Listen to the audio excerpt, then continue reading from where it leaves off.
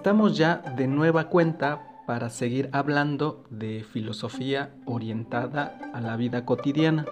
Como ya saben, se trata de adentrarnos en el ejercicio espiritual y sentiente de la filosofía. Hay que recordar que cuando digo espiritual me refiero a los sentipensares, a los deseos, a los afectos, a las acciones que vamos experimentando día con día y que en su conjunto llamamos interioridad. Y cuando me refiero a sentiente es porque quiero recalcar que esa interioridad solo es posible desde un cuerpo concreto, desde una piel y órganos particulares, porque no somos ángeles desencarnados, sino humanos de carne y hueso. Por eso lo espiritual no puede entenderse sin nuestro cuerpo, sin nuestros órganos y piel. Dicho esto, vamos entrando en materia para profundizar un poco más en esto del ejercicio espiritual y sentiente desde la filosofía. Para ello, vamos a hablar de una enseñanza del estoicismo que se podría resumir en los siguientes términos. Cimentar nuestro bienestar en el reconocimiento de los demás o en las cosas de las que no tenemos control es garantía de una desdicha segura. En cambio, construir en el cimiento de mis propios deseos, que es lo único que me pertenece, me garantiza una serenidad y satisfacción más auténtica. A ver, vamos por partes. Vamos explicando la primera parte de estas palabras que acabamos de escuchar con imágenes de la vida cotidiana para que podamos comprender la profundidad de esta enseñanza estoica. Imagina que terminaste de lavar tu ropa, la quieres secar al sol colgándola de un tendedero. Agarras tus pincitas y ahí vas con tu ropa a tenderla. La dejas ya tendida y luego te vas a tus demás actividades del día. Pero resulta que en la tarde se deja venir una lluvia fuerte que termina por tirar tu ropa del tendedero. El viento y el agua a cántaros hicieron que las pincitas no resistieran más, lo que ocasionó que la ropa haya terminado en el suelo.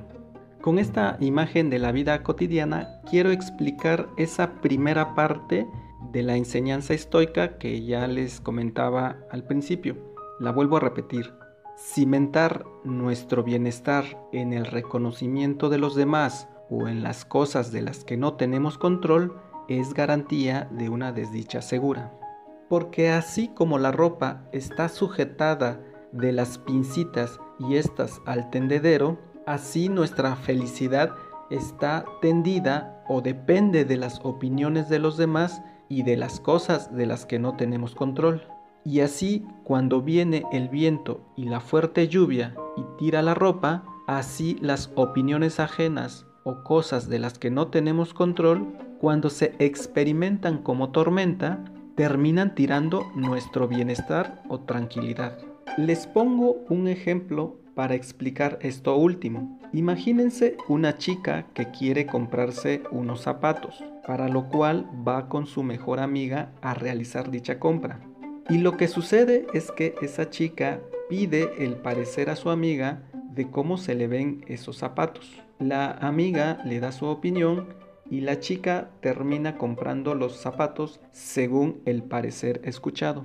El punto con este ejemplo es que esa opinión termina siendo una verdad para la chica, de tal modo que llega al grado de depender exclusivamente del reconocimiento de su amiga para poder configurar un aspecto de su vida, en este caso una compra de zapatos. Quizá es un ejemplo muy burdo el que estoy dando, o demasiado ordinario, pero lo que me interesa recalcar es la lógica interna. Es decir, imagínate que no solo se trata de una compra de zapatos, sino de tu vida configurada completamente por esa necesidad de reconocimiento de los demás, por esa opinión de los demás que termina siendo el criterio último o el fundamento para regir toda tu vida. Y es que en esa necesidad de reconocimiento de los demás, yo pongo o construyo mi bienestar. Entonces, si los demás me dicen que si soy de determinada manera, en esa medida tendría que ser mi dicha o desdicha. O como dicen también, estaría bailando al son que me toquen, pues mi felicidad dependería de lo que digan o dejen de decir los demás. Y si mi intención es cimentar mi tranquilidad afectiva en las cosas que no tengo control, como en la estatura, por ejemplo, de mi cuerpo, lo que vendría es una desdicha garantizada porque de estas cosas yo no tengo el control en lo más mínimo. Ahora abordemos la segunda parte de la enseñanza estoica. En cambio, construir en el cimiento de mis propios deseos, que es lo único que me pertenece, me garantiza una serenidad y satisfacción más auténtica. Estas palabras proponen una lógica distinta a lo que veníamos comentando. Se trata de pasar del deseo de reconocimiento de los demás al reconocimiento del propio deseo. A ver, pareciera ser un juego de palabras, pero en realidad marca una diferencia radical. El camino del reconocimiento del propio deseo va a apuntar en otra dirección. Ya no le vamos a dar peso a lo que se dice socialmente, ya no le vamos a dar peso a la opinión de los demás, ya no nos vamos a configurar según el contexto social o según el peso de la palabra social, sino que ahora lo que vamos a hacer es incursionar en el reconocimiento del propio deseo. Y aquí nos colocamos ya no en el escenario de la exterioridad, sino en el escenario de la interioridad, es decir, aquella que me permite configurar la propia vida desde una madurez de espíritu. Ahora, el criterio o la norma ya no es lo que digan los demás, para bien o para mal con respecto a nuestra propia vida, sino ahora la norma sería lo que yo en el fondo siento y palpo de mi deseo. La norma sería entonces ubicar el reconocimiento de mi propio deseo de raíz, lo cual, si asumo este otro caminar, vamos a encontrar una experiencia de mayor autenticidad en el vivir, de habitar como persona en el amplio sentido del término. Pero, ¿qué significa reconocer el propio deseo?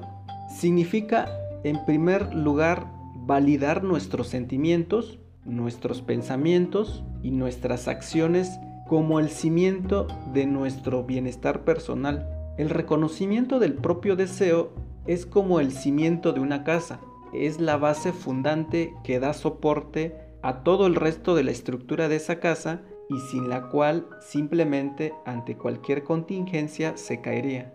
Así que si yo quiero construir una vida consciente o consistente o más plena, una vida más acorde a la naturaleza humana, dirían los estoicos, entonces habré de configurarla en función del reconocimiento de mi interioridad, de mi propio deseo, de lo que me habita en cuanto al sentir, al pensar y al actuar. No hay otro principio y fundamento para alcanzar ese bienestar que no sea a partir del reconocimiento de lo que habita en mi interior.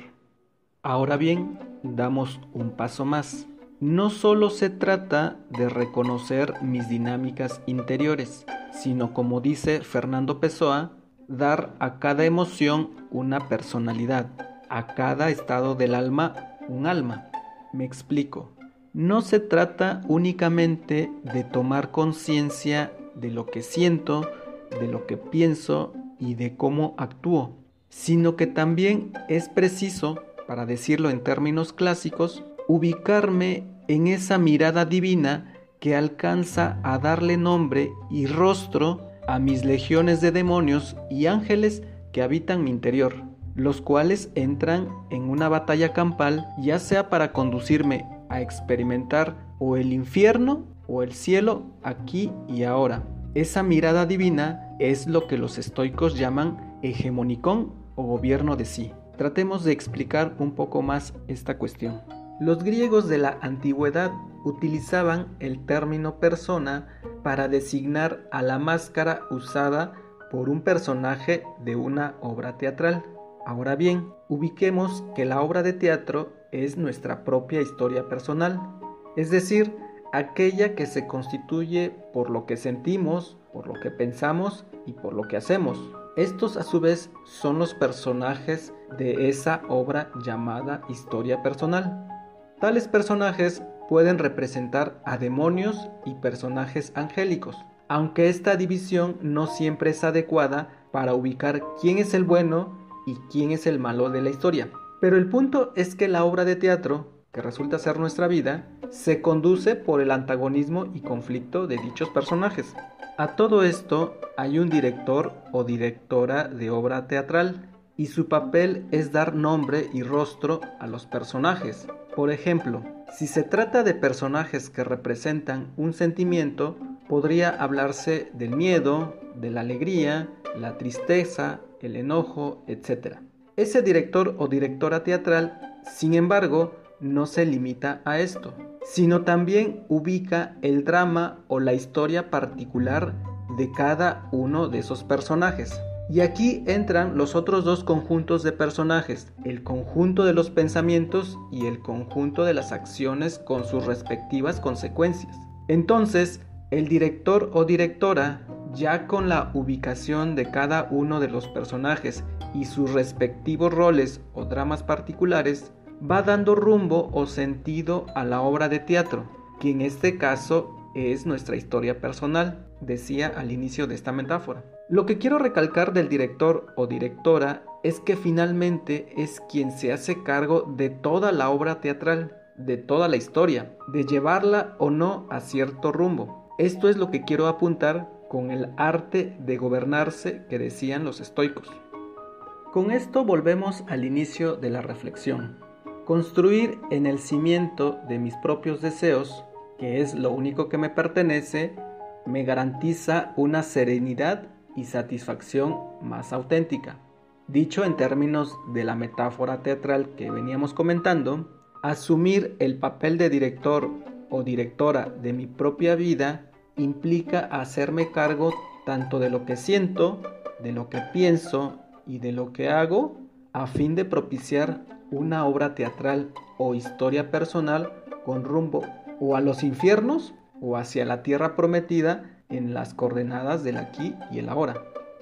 El papel de director o directora que desempeña el arte de gobernarse a sí mismo o a sí misma no busca otra cosa que la mirada divina para conducir el trama de la vida en una existencia más auténtica, en un sentido de vida que persiga la naturaleza del humano, es decir, esa experiencia de sentirnos en una armonía interna completa, en la integración de nuestro sentir, de nuestro pensar y de nuestro actuar, que se traduce en un bienestar y en una serenidad de nuestra persona. Bien, hasta aquí cerramos el tema de este podcast. Hemos dejado algunos puntos sin profundizar. Por ejemplo, el hecho de pensar si el deseo propio no está configurado por el deseo social o si es posible crear un deseo ex nihilo de la nada, desde cero, o que sea innato.